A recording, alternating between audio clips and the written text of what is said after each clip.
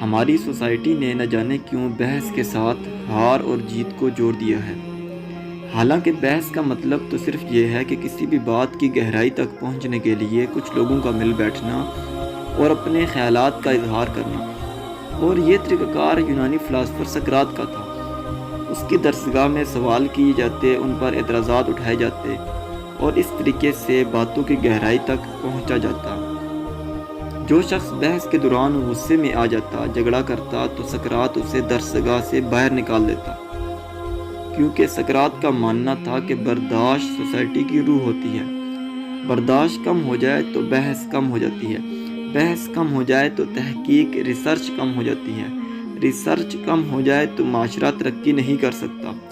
یہاں آپ کو ایک اور بات بتا دوں، سقراط کے نزدیک اختلاف صرف اہل علم کا کام ہے، عام عوام صرف سوال کر سکتی ہیں، جبکہ ہمارے ہاں ہر وہ شخص علماء سے اختلاف کرتا ہے جسے علماء لفظ میں موجود حروف اصلیہ اور زائدہ کا نہیں پتہ۔